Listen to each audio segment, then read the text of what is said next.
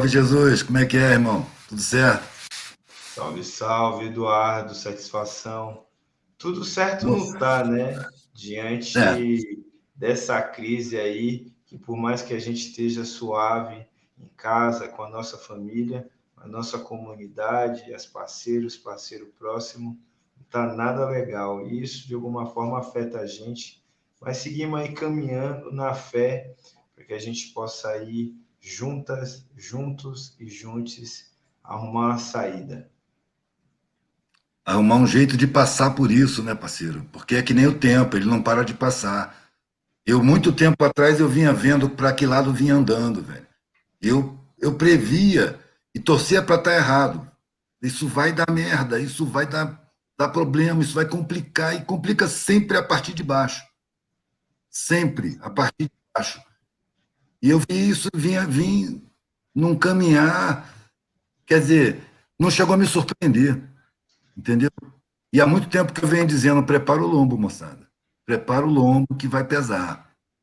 E isso está criando muito sofrimento e, ao mesmo tempo, está criando muita alternativa, muita mobilização, muita solidariedade.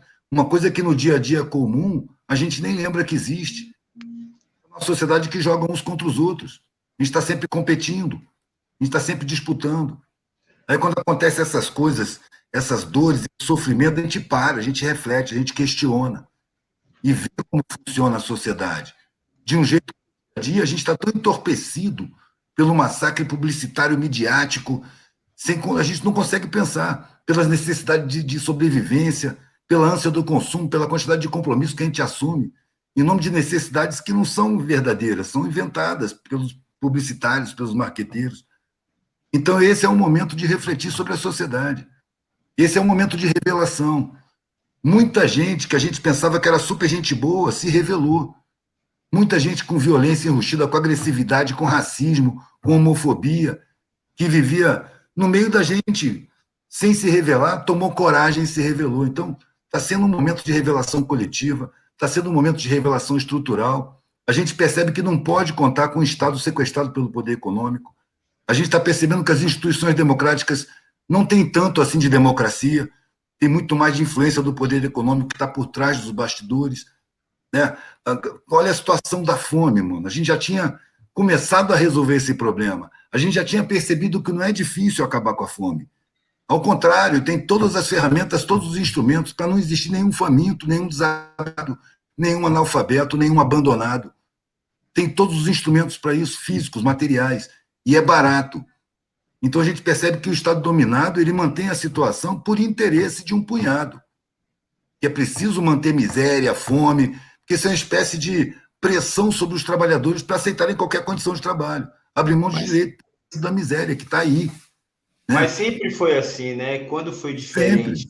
Se a A gente pega pandemia ali, só fez descarar, acender se a, luzes barbárie, se a entendeu? gente pegar ali o ciclo da cana-de-açúcar, o ciclo da mineração, o ciclo industrial aqui no Brasil, né? Ou talvez como essa democracia burguesa, liberal, heteronormativa, cisgênera opera sobre nossos corpos, o modo operandi continua sendo a mesma lógica de exploração e de tirar o nosso couro com faquinha de serra de pão, né? É verdade. Então, neste sentido, eu acredito que talvez os últimos 30 anos, eu estou falando nos 30 anos porque a gente viu aí a alta, né, do neoliberalismo, desses conceitos que levaram às ideias de meritocracia, de individualidade, de que o nosso mundo é da porta de casa para dentro, é que chegamos nessa condição aonde o que deveria ser e o que é natural e normal é o entendimento de vivermos em coletividade, vivermos em comunidade. Como que talvez a gente ainda veja resquícios disso há 30, 40 anos atrás, hoje se perdeu, hoje se foi, hoje as pessoas não estão nem aí, né, se uma pessoa está morrendo na calçada, na porta de sua casa. Eu particularmente acho, Eduardo, que momento crítico, obviamente, só escancarado com a Covid-19, mas talvez cíclico em nossa humanidade. Porque eu fico achando que isso é propulsor, né? A gente vai acumulando a partir do tempo, de que a gente vem, né, numa toada, vem numa crescente, e aí a galera, eles parece que falam, pô, essa galera aqui tá muito a milhão, precisamos agora frear. Pá! Aí vem lá com uma enxurrada de coisas, né? E essas coisas são das mais diversas formas, sejam pela enganação da mobilidade de consumo, seja pelo processo genocida que nos mata todos os dias através das forças de segurança, da falta de educação, da falta de trabalho, precarizando ainda mais, enfim. E acredito que, embora nem tudo é para a gente se viver, né? Mas eu acredito que esses acúmulos, essa,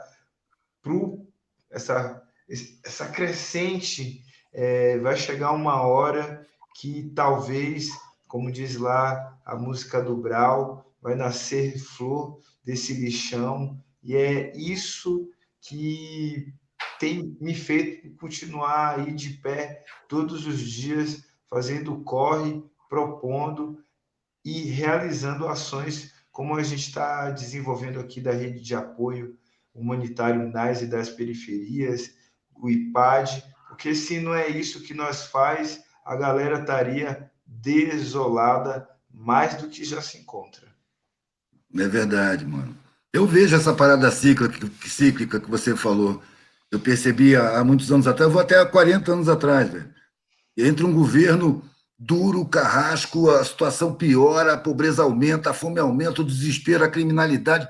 Quando chega num limite de explosão social, aí entra um governo de esquerda, minora as dores, investe aqui, investe ali, diminui um pouquinho a miséria, um pouquinho a fome, a economia começa a andar, quando todo mundo começa a ganhar grana, aí a pobreza começa a acessar conhecimento, para aí volta tudo atrás.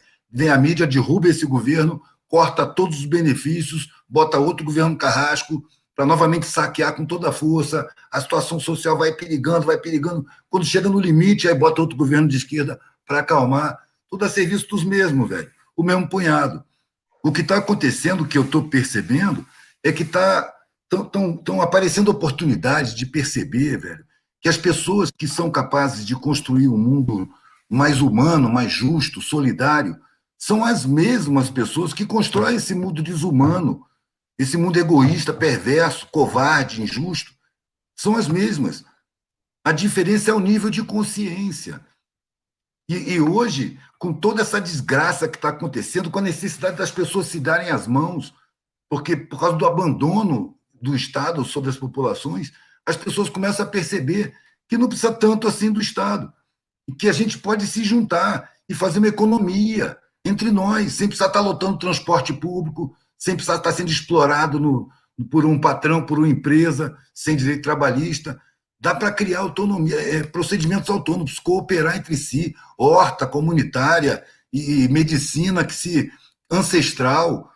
Lá em Foz do Iguaçu tem não é nem uma favela, é uma área de remoção, que removeram 5 favelas para um lugar chamado Cidade Nova. O lugar era tão distante que tinha espaço.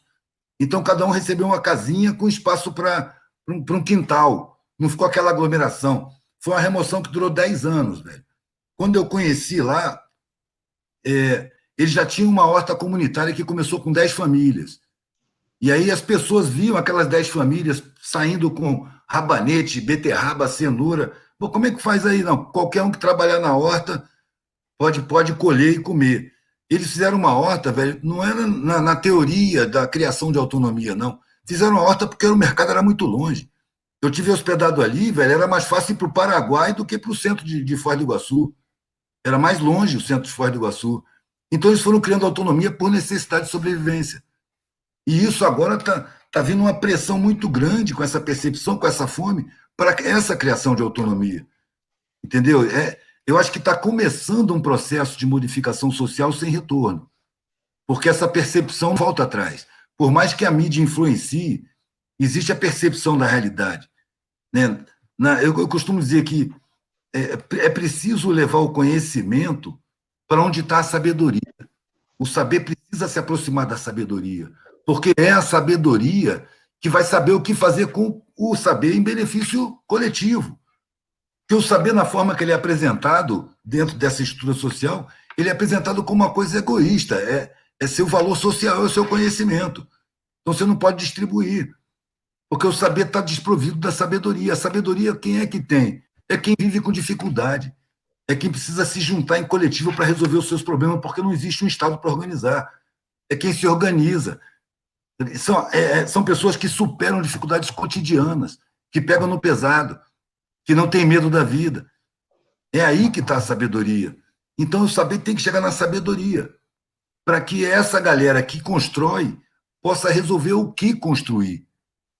E não esperar que venha alguém, portador de conhecimento, distante da sua realidade, para dizer o que tem que ser feito.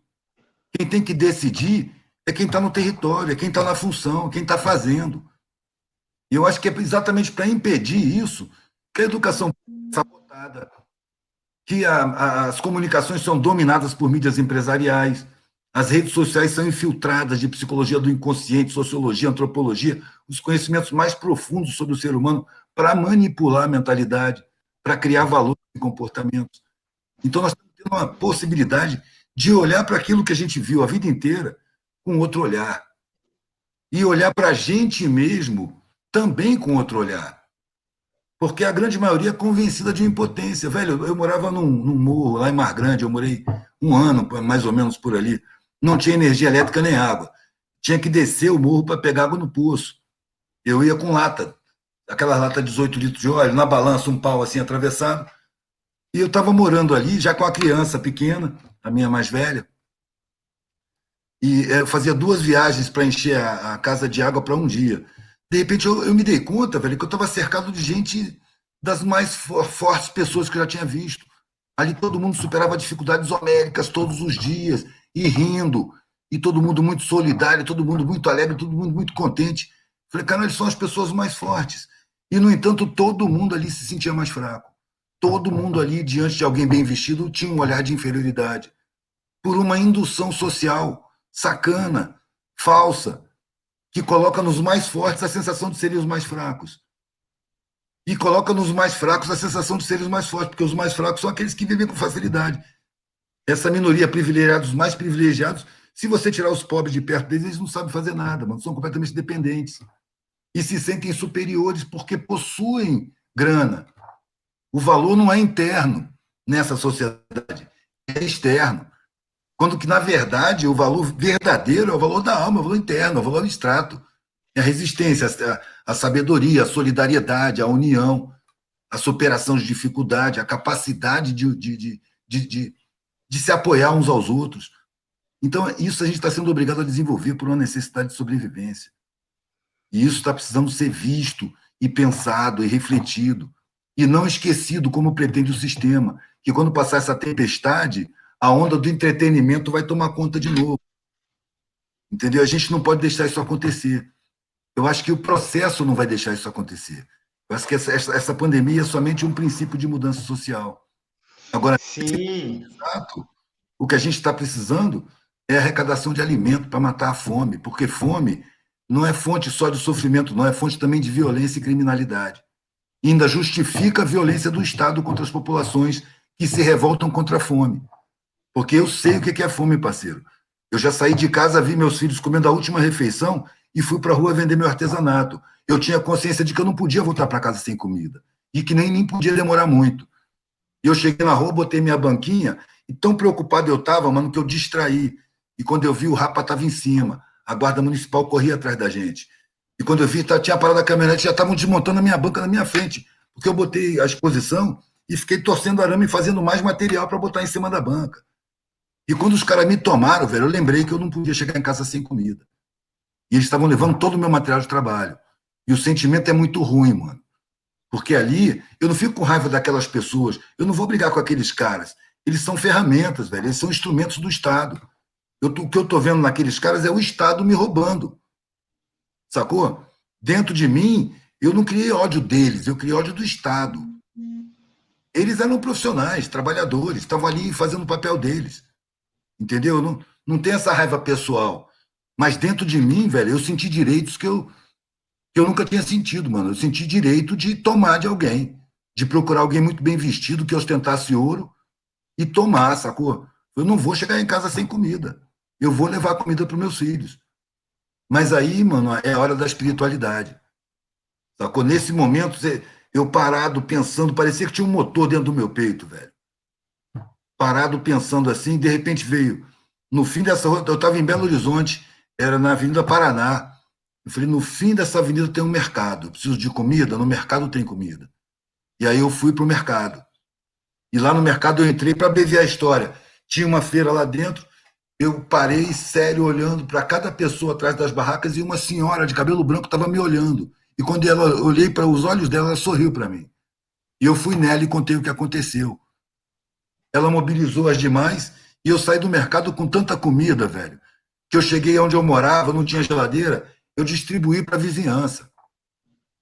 Sacou? Quer dizer, a espiritualidade me impediu de fazer merda. O Estado me impeliu a fazer merda.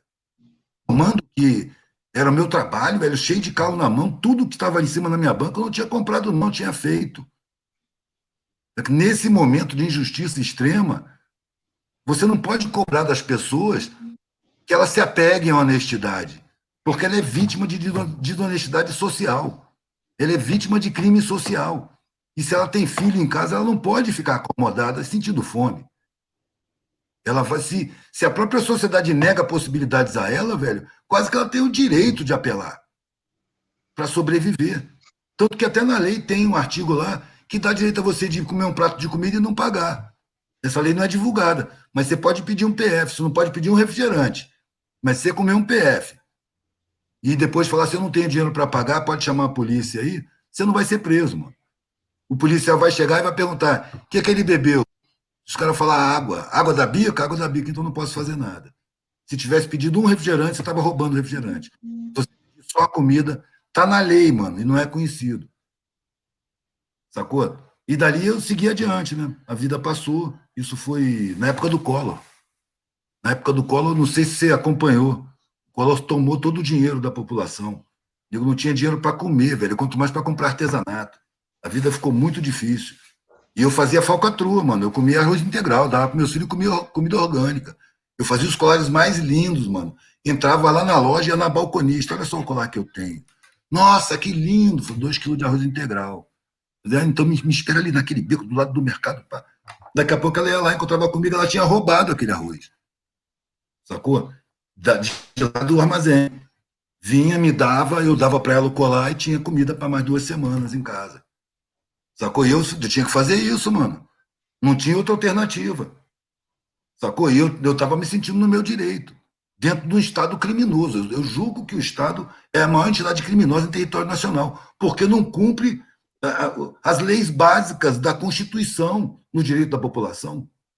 Na Constituição está lá escrito bem claro: o Estado tem a obrigação constitucional de garantir alimentação para todos os brasileiros, de garantir moradia para todos os brasileiros, de garantir qualquer atendimento médico que for necessário, está na Constituição, de garantir ensino de qualidade, informação verdadeira. O Estado não garante nada, nada, para a grande maioria da população. Pelo contrário, garante peia, perseguição, repressão, desprezo, exploração, escravidão, mentira, engano. É isso que o Estado oferece, porque está dominado por poderes econômicos que agem nos bastidores, que dominam as comunicações através da mídia, que derrubam qualquer governo. O que eles fizeram com o PT? Com o massacre midiático. Já investiram no judiciário, treinaram lá no Departamento de Estado dos Estados Unidos o Moro e Caterva, um monte de advogados de Curitiba. A primeira vez que eu vi a expressão República de Curitiba estava em inglês, mano. Era Curitiba Republics, eu não sei pronunciar direito, lá no Departamento de Estado. E estavam formando advogados lá, com pretexto de guerra às drogas, guerra, sei lá, qualquer pretexto, mano. Eles estavam preparando o golpe para tirar do governo, para tirar dos cargos de poder, um governo que estava servindo minimamente a população, não estava deixando de servir aos donos do sistema. Os bancos estavam muito bem, obrigado. As empreiteiras, Odebrecht, Andrade Gutierrez, que tinham financiado campanha, estavam mordendo horrores de grana. Mas só o fato de minorar o sofrimento da população, garantir moradia para uma parcela pequena, abrir espaço na universidade também para uma parcela pequena. A universidade tinha que ser escancarada, velho, em nome do resgate dos crimes sociais que o Estado comete desde o Império, desde quando isso aqui era colônia. O Estado comete crimes sociais contra a sua população direto. E tinha que haver um processo de resgate desses crimes, porque são muitas gerações. E a universidade que desse seu jeito, que fizesse sua prioridade, não está cheio de cabeça estudada lá, estuda um jeito de abrir a universidade para todo mundo que quiser. É uma obrigação do Estado. E ele não cumpre por quê? Porque mantém a população ignorante dos seus direitos, ignorante da cidade, ignorante do funcionamento da estrutura, sem consciência social nenhuma, submersa num massacre, num tsunami de informações falsas, de indução ao consumo, de superficialização mental, de futilização total, de ânsias de consumos impossíveis, e as pessoas não veem que elas é que têm condição de mudar isso. Não é nenhum salvador da pátria, nem um encarnecido eleito que vai mudar isso. É mudando a nossa conduta, mano. Um por um, todo mundo. Mudando a nossa visão de mundo, ganhando autoestima, percebendo o que a gente tem e que o Estado é armado para impedir que a gente perceba. Pelo contrário, convence que você é inferior, não é por falta de sensibilidade ou de caráter, é por falta de dinheiro, por falta de roupa de marca, por falta de coisas, por falta de aparências, por causa de forma e não conteúdo. E aí você desvaloriza o conteúdo e a gente tem que saber, a gente não sabe, mano, que a gente vale é o conteúdo, é o sentimento, é a capacidade de afeto, é o serviço coletivo, é o que a gente vale, meu temperamento.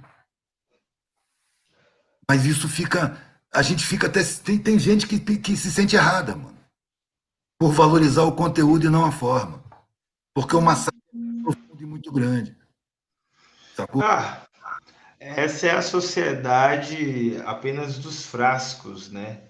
Os líquidos, o conteúdo, como você trouxe, pouco importa. Pouco importa se Os é frascos, adocicado demais, se é ralo, se o conteúdo é forte ou não. O importante é se o frasco ele é chamativo, se ele me seduz, se ele é grande, se ele é pequeno, se ele é estreito, se ele é largo. Pouco importa o que vem dentro.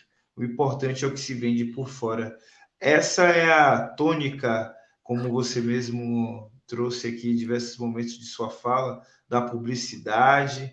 Essa é a tônica da aparência, da estética, quando essa sociedade passa a performar uma padronização de beleza, uma padronização de sentimento, uma padronização, uma universalização do que é ser parte desse ecossistema, né? O homem branco eurocêntrico centralizou-se, né, como o centro do universo. E é neste sentido que a gente anda aí desequilibrado. Quando você fala de participação, democracia tal, eu vou lá na Lélia Gonzalez, uma das percussoras do debate, inclusive, sobre o diálogo da mulher preta aqui no Brasil, e ela, junto com outras autoras, como a Beatriz do Nascimento, o Abdias, talvez um pouco ali do Clóvis Moura, né, retratam os quilombos, por exemplo, né, a gente vai falar lá de Palmares, quando você traz aqui a referência do Império, da colonização, né, uma sociedade coletiva com outras referências, né, que perpassam aí pela afetividade, pelo se encontrar no outro, pelo se ver no outro, logicamente com o seu modelo de organização que partia de um princípio, sem sombras de dúvidas, e aí eu trago aqui palavras como Ubuntu, sou porque somos, né? Então, a nossa individualidade coexiste a partir de uma coletividade, né? De um processo harmônico coletivo, ou arambê, também uma palavra em Swahili, que diz vamos fazer juntos, entendendo que só as nossas duas mãos incapazes de um processo real de transformação, ou talvez uma outra palavra em Swahili chamada umoja, que significa unidade, né, neste processo diverso que nós somos. Eu quero arrumar alguém aqui para botar uma culpa. Quero arrumar alguém aqui para botar uma culpa. Eu sempre vou lá no Paulo de Tarso, né? O cara que começou esse processo universal de apropriação, de colonização e de talvez retirar da gente o que a gente tem de mais precioso, que é a nossa espiritualidade e a nossa vida. Então, a gente ainda tem muito que aprender, que se reconhecer, de tecer essas redes, para quem sabe aí os próximos 200, 300 anos a gente consiga. Eu falo a gente porque eu penso que eu já tenho pelo menos 2 filhas, então já é minha continuidade, né? É a Já gente é, mesmo. já é novos ramos e novas folhas dessa árvore aí gigante que só cresce. Então, quem sabe quando chegar esse momento, essa sociedade mais afável, que busque outros referenciais, que quebre os paradigmas, né, deste modelo de sociedade que a gente está vivenciando, consiga existir. E eu digo tudo isso, não é para dizer que a gente tem que ir para a praia, tem que tomar cervejinha, tem que só jogar bola. Não, ao contrário. Eu digo isso talvez para que a gente não reconheça em pessoas que são super-heróis, né, que vão salvar o mundo, né, ou a gente acreditar que sem um processo de luta, sem um processo de esforço, sem um processo de nos colocarmos mesmo diante de uma guerra, porque eu encaro dessa forma, né? A gente hoje vive sobre uma guerra constante que todos os dias nos tentam nos matar. E a gente precisa estar ciente de que guerra é essa e qual que é o nosso papel, né, que a gente tem diante disso tudo. Então, ter pés no chão, lutar hoje, né, para entender que é algo assim como nós, né, que temos como um sonho da nossa ancestralidade, né? Hoje a possibilidade, né, a gente vive muito melhor do que vivíamos 100 anos atrás em alguns aspectos, né? Do Em que alguns há aspectos. 100, em alguns aspectos. Se a gente for colocar aqui a questão racial, só 133 anos que pessoas como eu têm a possibilidade de dizer que têm filhas, que têm esposas, companheiros, que têm uma família, porque antes disso éramos Não tinha, propriedade, né? Antes verdade. disso éramos força, éramos as trabalhadoras e trabalhadores que hoje muita gente do campo progressista esquece de lembrar, de citar, e acham, né, que as trabalhadoras e trabalhadores chegam só no início do século XIX com o processo de imigração, que na verdade faz parte de uma concepção eugenista, higienizadora e genocida, que é uma das máculas de nossa sociedade.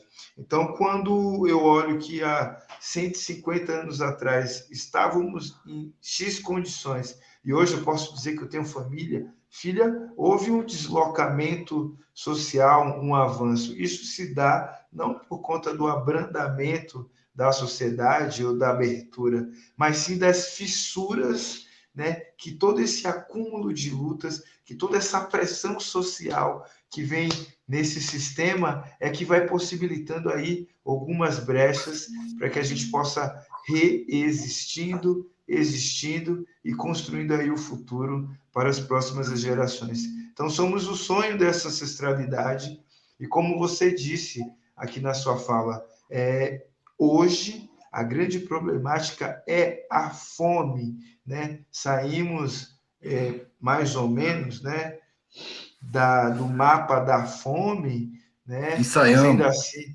quer dizer assim, foi um ensaio. saímos, né? Saímos.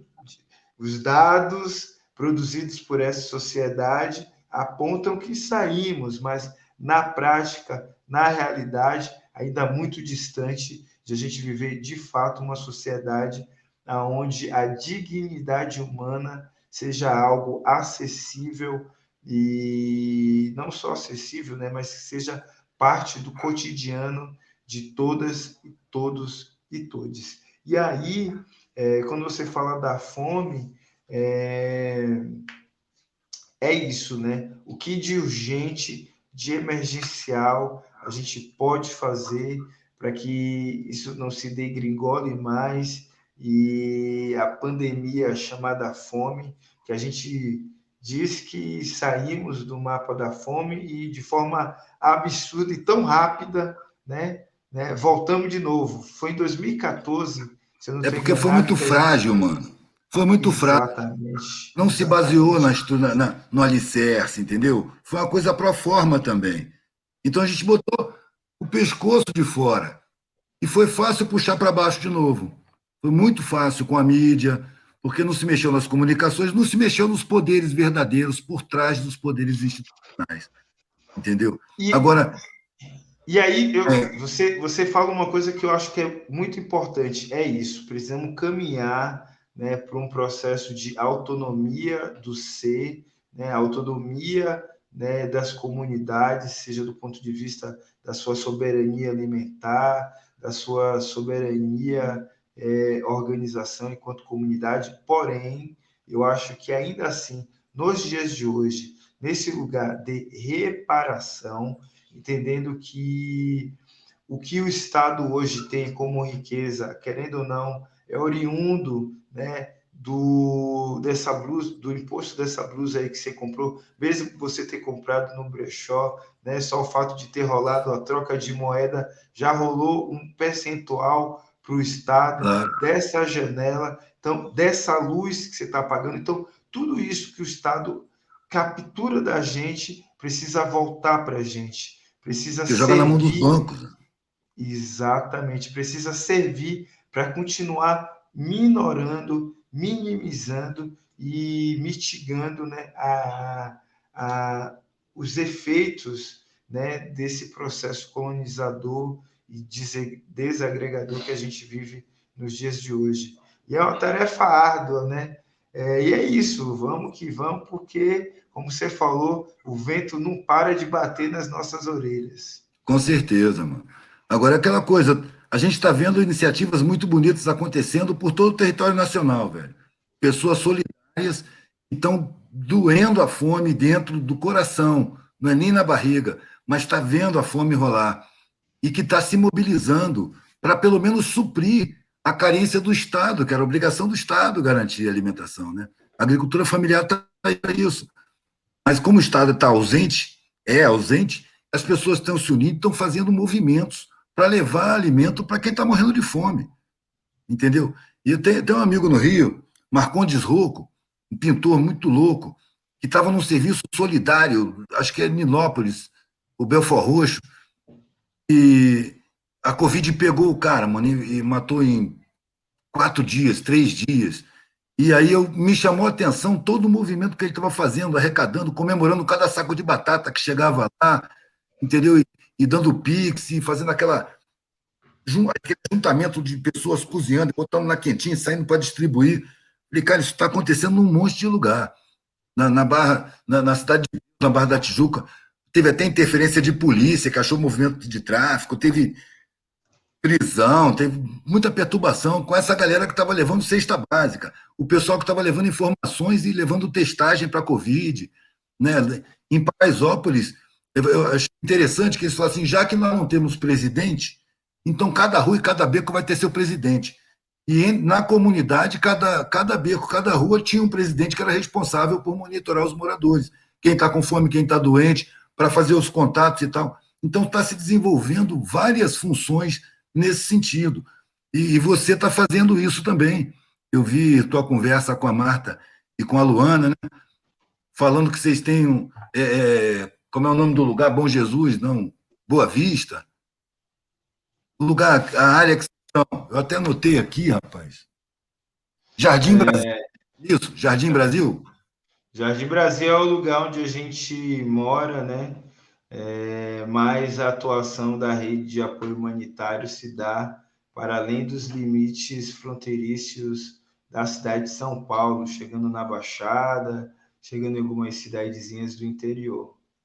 Aqui na área de São Paulo, né? Isso, Dentro do estado de São Paulo.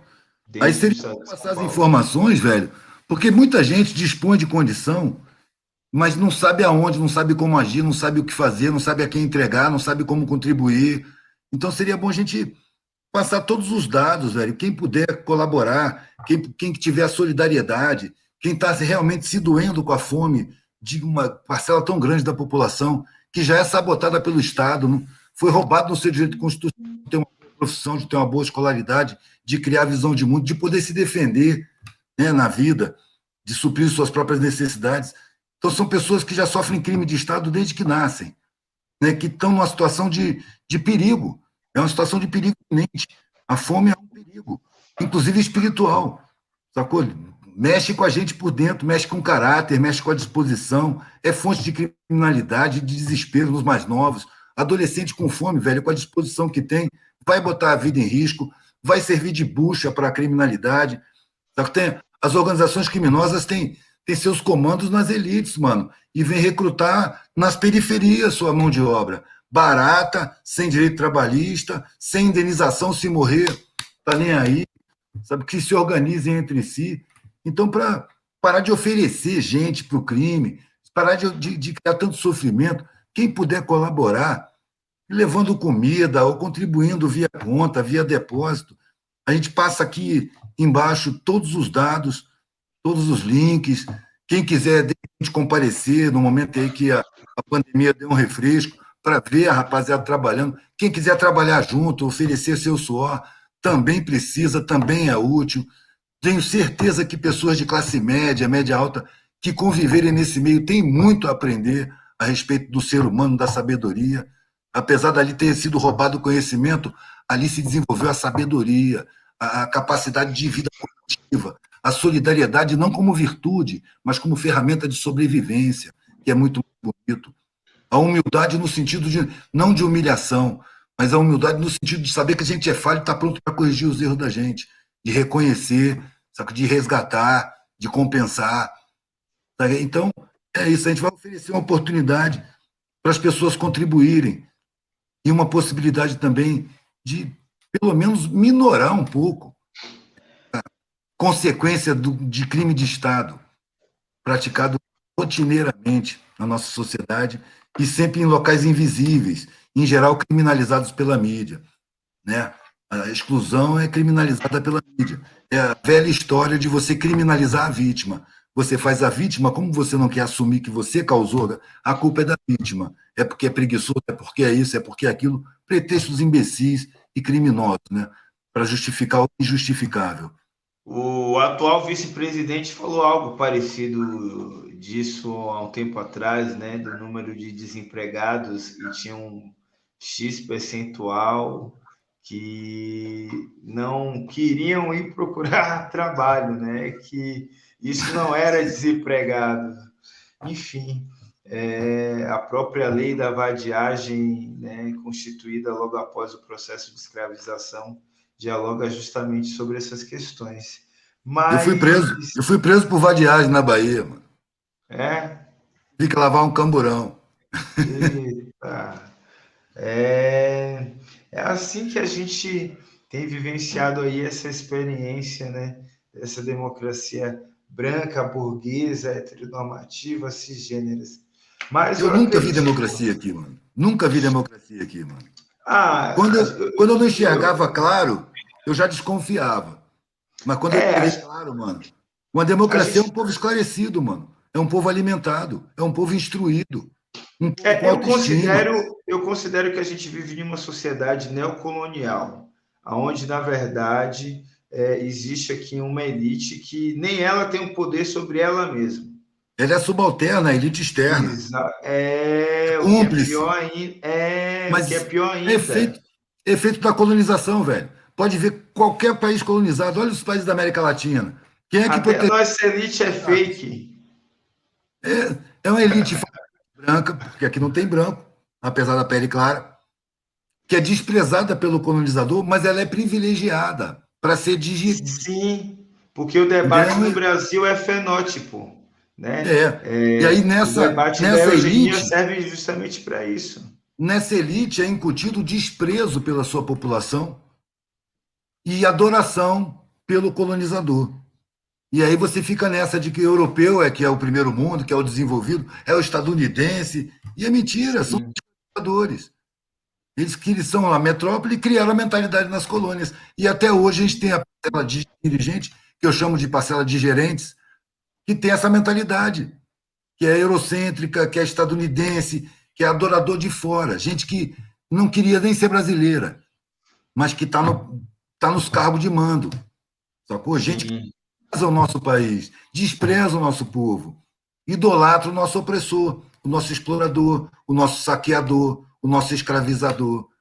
É preciso a gente enxergar isso e perceber que nós temos valores imensos aqui, muito superiores, até pela capacidade de superar dificuldade que lá não tem.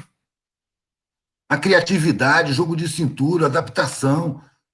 Quanta coisa que você vê aí, nego dando um jeito. Eu sempre gostei de trabalhar cenário, por exemplo, eu fiz cenário na Bahia. E eu gostava do. Tinha gente da França, ali na festa dos 500 anos, lá em Porto Seguro. Tinha equipe de cenaristas de tudo quanto é lugar. Eu vi, estava do lado do lugar dos franceses. Eles faziam tudo de massinha, velho. Precisava de um monte de instrumento. Já o pessoal, eu estava com eles lá, olhava para os caras, esse cara é tudo maluco. Aí pegava um papel com o desenho, pregava assim numa madeira, já cortando, e os franceses olhando, espantados, o cara vai sair tudo errado. E não saía. Por quê? Porque a gente não conta com facilidade, mano. A gente conta com improviso, com a disposição. Os caras não, os caras têm tudo para fazer. Então, se faltar uma ferramenta, o nego não faz nada, para tudo, vai esperar a ferramenta. Então, a gente tem muito mais capacidade do que pensa. É preciso a gente perceber isso e não se deixar convencer pelo massacre publicitário midiático que é produzido por mentalidade estrangeira, mano, para criar a nossa mentalidade subalterna. Precisa a gente começar a perceber que a gente tem muito mais valor do que é permitido a gente perceber. E exercer esse valor na prática cotidiana. Porque você ficar sabendo e não levar à prática não adianta nada, velho. Gandhi dizia: saber e não fazer ainda não é saber. Quem sabe faz. Então, se a gente começa a se dar valor, a gente age com mais valor, age com mais segurança e dispensa o desprezo. Porque o desprezo vem de um lugar que é muito mais fraco do que o nosso, cara. De um lugar que está aboletado, que está convencido pelo mesmo processo. Do mesmo jeito que o sentimento de inferioridade é criado no meio da maioria, existe um sentimento de superioridade criado para as minorias, para se sentirem realmente superiores, sem ser, do mesmo jeito que os se sentem inferiores não são. Então, esse desenvolvimento de percepção que a gente precisa ganhar em autonomia também, porque não é só autonomia alimentar, não, é autonomia geral, psicológica, inclusive, valoral, É de nossos comportamental, corpos, né? nossas aspirações, mano, nossos desejos, o nosso abstrato, nossa alma, precisa ganhar autonomia. E ela é acorrentada, velho, com conhecimentos acadêmicos de alto nível e grande profundidade, que convencem a gente é inferior, que a gente não pode, que a gente é incapaz. Ou seja, é um massacre na nossa alma, velho, no nosso corpo abstrato. É isso que a gente tem que perceber. E aí começar a modificar, porque a revolução, velho, ela não começa coletiva, ela começa individual. Ela começa Uhum. gente. Se você não fizer a revolução interna, a revolução externa vai ser só aparente, não vai ser real. Daí você vê os revolucionários com tanta arrogância, achando que porque eles acessaram lugares proibidos para a maioria, eles têm mais poder de resolução. E não tem, mano, é ilusão. Eles tinham que pegar o saber que é sabotado, restringido, e entregar, mano, como quem serve, uma obrigação. Não é como quem vem ensinar porque tem boa vontade, porque eu sou legal. Não, mano, é uma obrigação de família. Se eu tenho um irmão que não chegou onde eu cheguei e precisa saber o que eu sei, eu vou passar para ele, mano, com amor, com humildade, com igualdade. Eu não vou me sentir melhor do que ele. E se ele passa mais dificuldade do que eu, além de eu passar o saber para ele, eu vou esperar ele assimilar o saber, vou perguntar: e agora, o que a gente faz com isso? Porque ele vai saber muito mais do que eu, que vivo com facilidade. E é preciso levar para as pessoas que estão na prática, mano, que carregam as pedras, que botam asfalto no chão, que plantam, que colhem, que carregam, que ligam as máquinas, que reparam, que constroem tudo que a gente vê dentro de uma cidade e fora dela. Essas pessoas é que têm que receber o conhecimento e serem consultadas sobre o que se faz com esse conhecimento, porque são pessoas com muito mais índole coletiva do que essa rapaziada que tem seus direitos e seus privilégios e são estimulados demais na individualidade, no egoísmo, na vaidade, no isolamento social. Esses não sabem como tratar com o coletivo. Quem sabe tratar coletivamente é quem está coletivizado na pressão da exclusão. Tem que se organizar em espaços mínimos, aglomerar casa sobre casa e viver em harmonia ali sem se matar. Então, essas pessoas são capazes de construir uma sociedade nova. E aqueles que têm acesso ao saber têm que ganhar humildade para reconhecer isso, mano. E se colocar a serviço. E não arrebanhar as cabeças mais fragilizadas e formar seus grupos para eles comandarem, dirigirem, citando europeus defuntos, sempre europeus defuntos, porque fulano ensinou. Velho, eu não li nenhum desses caras, velho. Eu tenho minha própria visão de mundo. Se é para eu errar, eu vou errar por conta própria. Não porque eu estou seguindo cabeça de alguém, de um outro momento do mundo, de um outro continente, de uma outra realidade social. Eu posso até saber o que eles pensam, mas eu vou fazer questão de pensar por minha conta. E vou querer ouvir os mais velhos, vou querer ouvir quem sabe outras coisas, vou querer ouvir quem passa dificuldade. É preciso buscar e juntar, mano, e se sentir o que a gente é, uma família planetária. É isso que a gente é. Enquanto tiver um ser humano com fome, velho, o planeta inteiro não tem dignidade. É preciso a gente ganhar a humanidade para ganhar dignidade. É preciso ter a prioridade na eliminação da miséria, do abandono, da exclusão, do sofrimento. E isso aí você só vai conseguir, mano, quando enxergar que são os de baixo que constroem tudo. Quantas vezes eu ouvi, mano, nos movimentos sociais, quando a periferia vier para o centro, quando o morro descer para o asfalto, vai ser o caos. E eu falo, cara, todo dia o morro desce para o asfalto, todo dia a periferia vai para o centro, em transportes superlotados. E é isso que faz a sociedade funcionar. O caos vai ser quando a periferia não for para o centro e o morro descer para o asfalto. Não é preciso brigar, mano. É preciso mudar de atitude. Não é preciso ir contra. Como é que eu vou querer mudar uma sociedade que me induz a resolver todos os problemas com confronto, com conflito, com disputa? Como é que eu vou querer mudar isso confrontando, disputando, conflitando? Eu estou só repetindo programações sociais. Por isso que quando alguém fala assim, eu admiro sua luta, eu digo, não tenho luta, eu tenho lida. É serviço. E é um serviço que já vem há milênios, mano. Muitos outros vieram. Eu estou passando minhas décadas aqui nesse processo milenar e muitos outros vão continuar depois de mim. Eu não vim aqui para ver o mundo justo, mano. Eu vim aqui para trabalhar por um mundo justo. Como gente que já teve antes de mim trabalhou e mais gente vai continuar trabalhando. Eu trabalhando por um mundo justo, a minha vida tem sentido. Se eu desistir de trabalhar por um mundo justo porque eu não vou ver o mundo justo, eu sou um idiota que vou viver frustrado e amargo o resto da minha vida.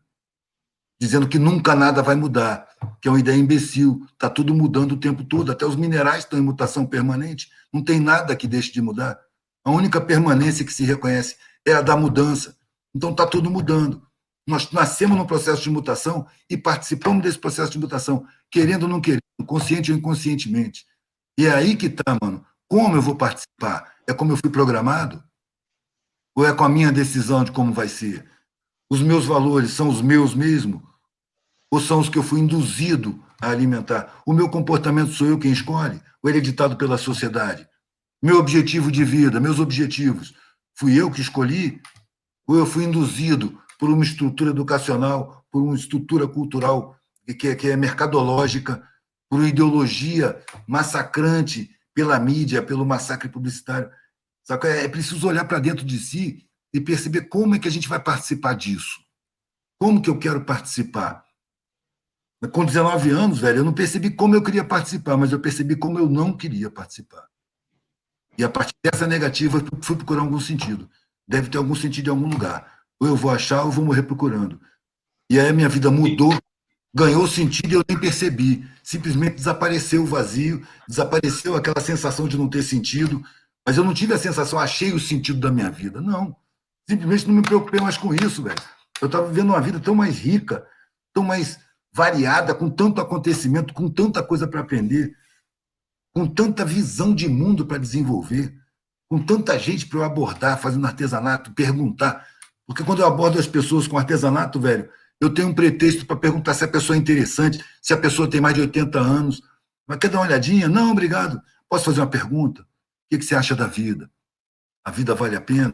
Você pergunta isso para uma pessoa de 80 anos, velho. Ela vai revelar as ilusões que ela teve. Vai revelar como ela se enganou, como a vida passa rápido. Ah, meu filho, passei a vida inteira pagando carnê, nem vi que envelhecia. Nunca pensei que a vida passasse tão rápido. É preciso a gente dar um sentido à vida. Daqui, de repente, a minha vida tomou um sentido, quando eu fui fazer exatamente o que meu coração mandava. Aí que eu percebi que o sentimento é mais forte que a razão. A razão me dizia que eu ia me quebrar. A razão me dizia que eu ia me dar mal, que eu ia adoecer, que eu ia ser pobre, que eu ia morrer de fome. E o sentimento dizia, não vai por aí, que aí é frustração. Se arrisca que é melhor. E eu me atirei no risco, mano. E vivi no risco como todo mundo à minha volta vivia no risco. E foi muito melhor, mano. Eu cresci muito mais. Ganhei capacidade de superação, ganhei resistência, ganhei entendimento, percepção. Percebi que eu estava no lugar que eu queria, apesar de todo o desprezo social. Porque os lugares de consideração social, velho, a gente paga um preço muito alto em sentimento, em consciência, em frustração. Os lugares de consideração social te cobram indiferença com o sofrimento da maioria, te cobram um sentimento de superioridade que é falso. E você vive a vida cênica, porque o mundo fica todo legal para você. E é todo mundo pago para ser legal para você. Você perde contato com a sinceridade, mano. E aonde eu passei a viver, a sinceridade é um elemento permanente. Sacou? O mundo é muito mais sincero quando você é mendigo do que quando você é ricaço. O mundo mostra a cara que tem de verdade. Sacou? Não te sorri falsamente. Tem essa vantagem, velho. Quando você está na base, debaixo do desprezo social, quando você encontra um sorriso, ele sempre é sincero. Quando alguém te trata bem, é uma pessoa humana.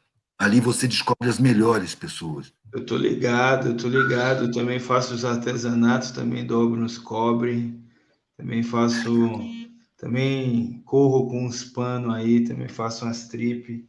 E sem sombras de dúvidas, o que você traz aqui, né, de duas realidades totalmente distintas, é a lida cotidiana, né, de muitas e muitas pessoas.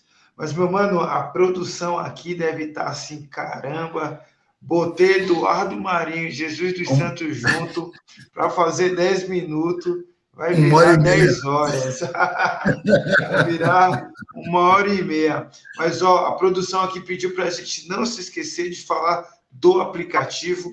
Antes do aplicativo, eu quero aqui dizer que estamos com a campanha Nós por Nós, no novo normal, né? Ou nesse tal novo normal. A fome antes não poderia ser normal, sobretudo agora é que não pode ser mesmo. É lógico que a campanha é nesse nome inteiro e eu fui aqui emendando um monte de coisa. Se você quer saber mais sobre essa campanha, não deixe de ir nas redes sociais, seja no Facebook ou no Instagram, Rede de Apoio Humanitário nas e das Periferias, ou do IPAD, né, que é o Instituto aí de Participação e Ação para a Democracia. Procura nas redes sociais que vocês vão ter muito mais informações sobre isso, além de provavelmente aparecer aqui, né, na parte inferior do nosso vídeo, mais informações. Se não aparecer aqui nos nossos comentários, você sabe que a gente também já mexe com um pouquinho de tecnologia, e você já pode, se assim o seu celular for um pouco mais tecnológico, mirar aqui no QR Code que aparece na tela, e você também vai ter mais informações. Se não, se nada disso der certo, chama aí o Eduardo, chama eu aí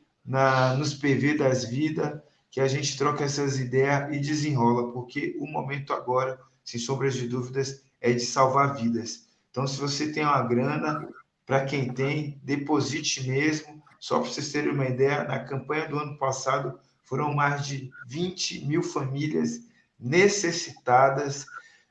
A pandemia não acabou, passamos pela segunda onda, vai entrar uma terceira onda, aumento de desemprego, aumento de pessoas em situação de rua, catástrofe anunciada há um bom tempo. Diminuição do auxílio do estatal, né? Para 200. Exatamente. Um botijão de gás. Um botijão de gás, exatamente. Tá todo mundo cozinhando a lenha, mano. Sim, sim. Enfim, né? Catástrofe anunciada há um bom tempo atrás. Então, ajude. Não tem grana, mas quer ajudar na logística, quer ajudar com o seu conhecimento, com sua expertise, entre em contato, porque também há essa necessidade. Mas, olha, para além da grana, né, que estamos arrecadando aqui, a rede de apoio humanitário construiu no início aí dessa jornada um aplicativo. Então, vai aí no Play Store, seja no Android, seja aí no outro lado da maçã lá, que eu me esqueci o nome agora, Android e iPad, como é o nome lá do bagulho lá? Apple. iPhone, Apple. Esse bagulho aí mesmo aí. Tem ponto de coleta, velho? Ponto de coleta de alimento. O nego pode entregar, levar. Exatamente. Pode ser os negros, pode ser as pessoas brancas, geral.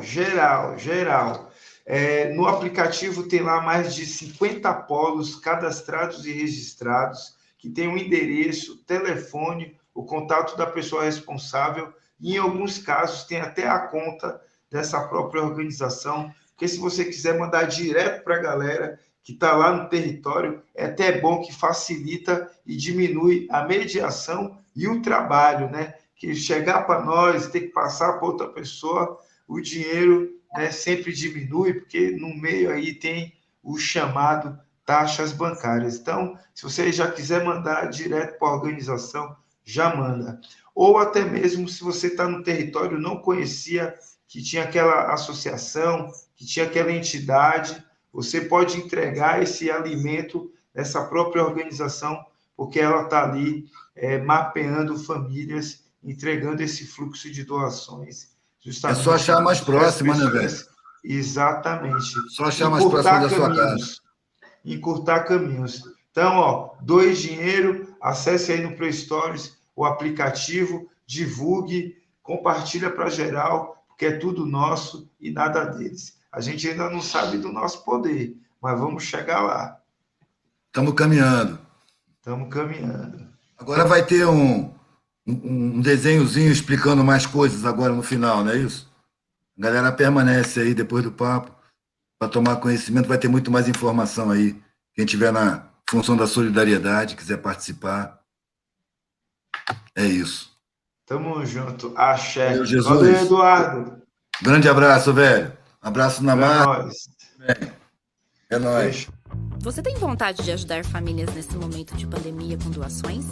E não conhece nenhuma iniciativa próxima? Isso pode ser muito frustrante, não é mesmo? Pensando em solucionar isso, a Rede de Apoio Humanitário NAS e das Periferias desenvolveu o aplicativo RA. Com ele, você vai encontrar facilmente lugares que estão realizando essas ações. Os polos de coletas de doações. Esses polos ficam próximos às famílias que precisam de apoio. E eles ajudam a fazer a diferença. Veja como é simples. Ao entrar no aplicativo, você verá as últimas ações realizadas pela rede e poderá consultar os seus detalhes. Já tocando na opção Perto, você acessa uma lista de polos ordenadas de menor até maior distância. Ao escolher um dos polos, você consegue acessar informações detalhadas como telefone, e-mail, redes sociais, endereço e até mesmo um mapa. Agora digamos que você está a caminho de algum lugar e deseja realizar uma doação. Tocando a opção Polos, você consegue visualizar todos os polos da nossa rede em um mapa e assim verificar o que fica melhor para você. Não tem tempo para ir até um polo e realizar a sua doação? Sem problemas. Tocando na opção Ajude, você terá acesso a informações de como ajudar monetariamente. Ficou alguma dúvida ou deseja conhecer melhor nossa iniciativa? Basta tocar na aba Sobre e você terá todas as informações que deseja. Viu só como ficou simples ajudar?